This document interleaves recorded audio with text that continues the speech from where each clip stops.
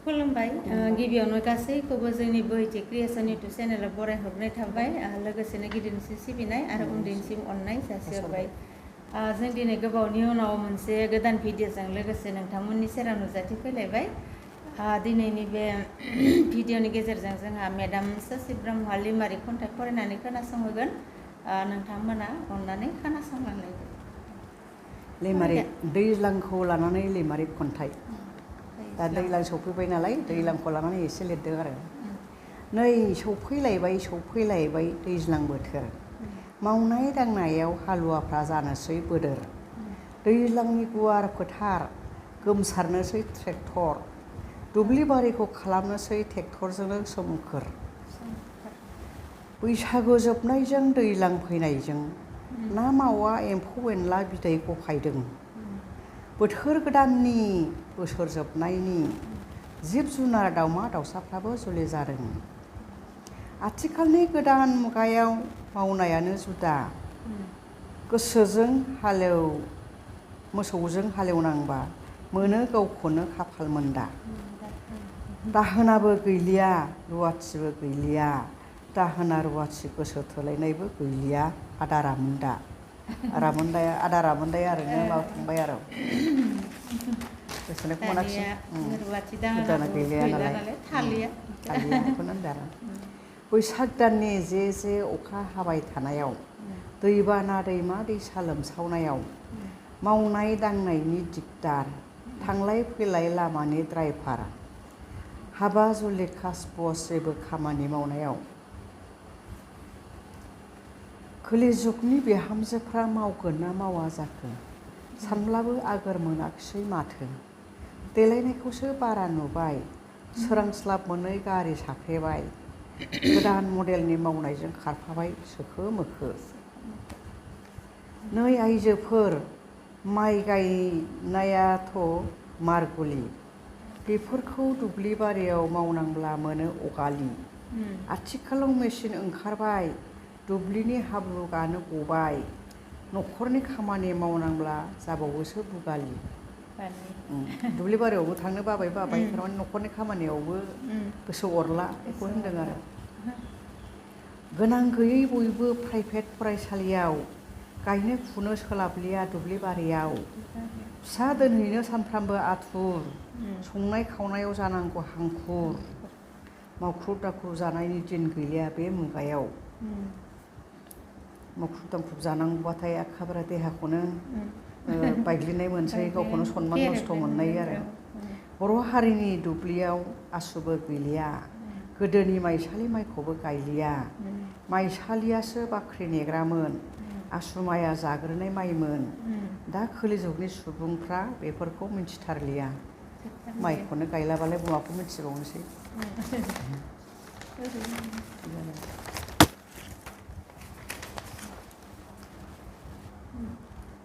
फरायो आं सानफ्रामबो रेबग्रानि लाइसि खर' साखांनाय मोनब्ला लोङो जौ रोसि लिरनाय फरायजेननायजोंनो दिन थाङो दैज्लां मेसेंखौनो बावगारलाङो लिरनो फरायनो मोनाब्लानो मोनो गोसोखौ हावासि लिरगिरिफोरा बेफोरबायदि जायो आरो थारमाने दैज्लां मेसेंखौनो बावगारलाङो बेफोरबायदि आरो लिरनायाव साननायावनो दैज्लां बोथोराव लिरो बोथोरनि मावनायखौ लानानै मेसेङाव लिरो जानाय लोंनाय मैगं थाइगंखौ नायनानै मादि हुदा जाखो बेलाय गोसो गोरबो थांलाय फैलाय बेनो नामा लिरगिरिफोरनि हुदाया मिनिनोबो ओंखारो गोसोखांनानै जोब्बाय मेडामा दिनै लिमारि खन्थाइनि गेजेरजों गावनो दैज्लां मेसें बावगारलाङो आरोना जानाय लोंनाय बावगारलाङो बिथाङा एखेबारे लिरनायावनो लिमारि खन्थाइ साननाय लिरनायावनो गावखौनो बावगारलाङो जोंहा मेडामा दिनै नोंथांमोननि सेराव जोंहा बिथां लिमारि खन्थाइगिरि ससि ब्रह्म मेडामा लिमारि खन्थाइ फरायनानै लिरनानै गावनि आखु आखाइजों सुजुनानै लिरनाय लिमारि खन्थाइखौ नोंथांमोननि सेराव गावनो फरायनानै एबा आवरायनानै खोनासंहांबाय नोंथांमोना गोजोननाय मोनबाय जानांगौ दिनैनि बे लिमारि खन्थाइ दैज्लांखौ लानानै बिथाङा लिरदों माने गोदोनि दैज्लां आरो आथिखालनि दैज्लां बोथोर बेखौ लानानै बिथाङा रुजुदों होनबा गोदो गोदाय हालुवाफोरा नांगोलजों माने एखेबारे हां थोनो हां फेफे फुफु माइ हालेवनाय सोरांस्लाब मोनै दाउला गेसेरबानो माइ माने हालिहोलांनाय नङा होमबा नाथाय आथिखालाव बेफोर नुथाया गैलिया आरो ना होमबा नुनो मोनलिया आथिखालाव बेबायदि नुथायखौ नुलिया आथिखालाव आरो ट्रेक्टरजों हालेवनाय ट्रेक्टरनि हेफाजाबै माने मावनाय दांनाय खस्थ'फोराबो एसे खमायबाय नङा होमबा खामानियाबो आग बारायो खामानियाबो आग बारायबाय नाथाय मा जादों माने हा हु जेनेबा एम्फौ एनला फुथारनाय नङा होमबा साम' खांख्राइ मोननो थांला साम' खांख्राइ बुख्रुब जाजोब्बायना दानख्रुब जाजोब्बाय दैज्लांनि फोथारबाबो ना मासे मोनलिया नङा होमबा मोनजाला साम' गरसे नागिरनानै मोनलिया थिग बेबायदि बिथाङा एसे फेस्ला रावजों माने फोरमायदों आरो गावनि लिमारिक खन्थाइनि गेजेरजों थिग बेबायदिनो बिथाङा आथिखालनि बिहामजोफोरनि एबा आइजोफोरनि सायावबो बुंदों आरो नङा होमबा आथिखालावथ' गथ'फोरखौ बांसिनानो मालाय प्राइभेटाव फरायहोबाय नोंनि रां गोनां गैयै मिथिया माने हामला हाजिरा नङा होमबा मावनानैबाबो गावबा गावनि गथ'खौ मालाय प्राइभेट स्कुलाव फरायो मोजां जाजानो लुगैयो बयबो नाथाय प्राइभेट आरो सरकारि फरायसालि बिनि फारागथिखौबो एसे बुजिनो हानांगोन नङा होमबा सरकारि फरायसालियाथ' आथिखालाव जोबोद माने टेलेन्टेड माबाफोरासो जेनेबा टिचारफोरासो टेट पास खालामनानै मोनो नालाय बेखौबो साननांगोन आरो प्राइभेटाव सोरबायदि फराफोरा फोरोङो नङा होमबा फोरोंगिरिया फोरोङो बेखौबो एसे साननानै नायनाया गाहाम आरो नङा होमबा आं बेखौ बुङाखै माने प्राइभेटाव होनाङा होननानै नङा होमबा थेवबो गावबा गावनिनो जेनेबा गावनि बर' राव एबा बर' बिजोंखौ जुदि फोथांनानै लाखिनो गोनांब्लाथ' जोङो गावबा गावनि गथ'खौ माने बर' मिडियामआवनो होनांगोन सरकारि स्कुलाव होखानांगोन गावनि बिमा रावआवनो एबा बर' बिजोङावनो फोरोङोब्ला एसे मोजां जायो आरो थिग बेबायदिनो बिथाङा नैबे खन्थाइनि गेजेरजों माने आथिखालनि गोदान मुगायाव मावनायानो जुदा होननानै बुंदों मोसौजों हालेवनो बा मोनो गावखौनो खाफाल मोनदा माने जोबोद खस्थ' मोनो नालाय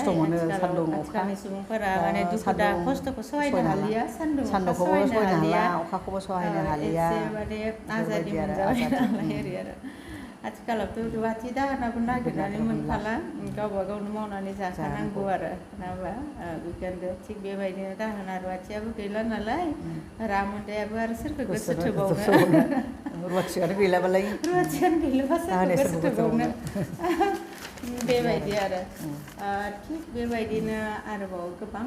बेबायदि माने दैज्लां बोथोरखौ लानानै बिथाङा दुब्लिबारिनि जा समायना बेखौ बे खन्थाइनि गेजेरजों बिथाङा बेरखांहोदों आरो नङा होमबा आरो नैबे 6थि खोन्दोआव बिथाङा बुंदों आरो माने नै आइजोफोर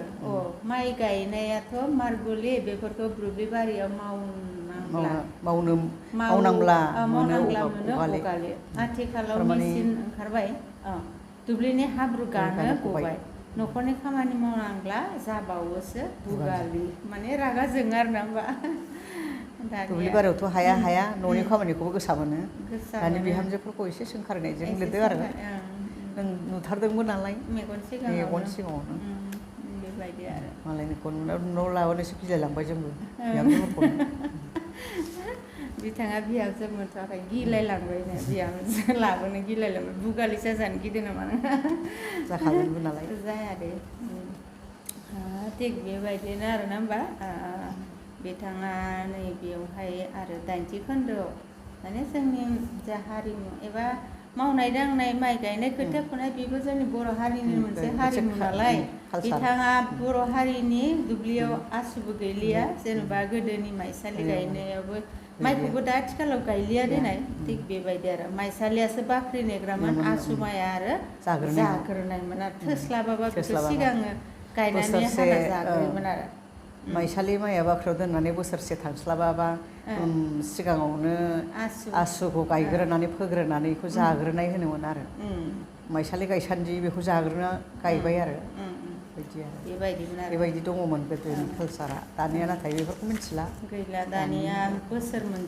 बोसोराव माने खनसेल' गायसै आरो ना होमबा बेखायनो थोब्ले माब्ले जानोसै सावन मास दानसेल'थार बेखौनो दानसे माइ गायनायखौनो बोसोरसे जानो लुबैयोबा बोरै थोस्लाबगोन एभेलेबल नंला थारमाने जानो आन्थाल' गायो आरो आथिखालनि मानसिफ्रा एभेलेबेल फानलायनाय गैला बेजोंनो खरस जानांगौ बेखौनो दोनथुमनांगौ बेफोरबायदि गैला आरो गैलाया दा बेबायदिनो बिथाङा 9थि खोन्दोआवबो लिरगिरिफोरनि जा सानस्रि बेनि सायाव बिथाङा फोरमायदों माने लिरनो फरायनो मोनाब्ला सासे लिरगिरिया नङा होमबा लिरबाय थानो मोनाब्ला गोसोखौनो हावासि माने मोनो आरो खोमसि दरसि हावासि माने नङा होमबा साननाया गोमालाङो थारमाने गोमालाङो सानफ्रोमबो लिरनाय सानै लिरबाय थायाब्ला साननाया गोमालाङो दैज्लां मेसें बावगारलाङो होननानै लिरगिरिफोरखौ बिथाङा बुंदों आरो साननायावनो माला सान्दुं दुंलादों माला हर जालांदों बेखौ आन्दाज गैया जाहैयो दा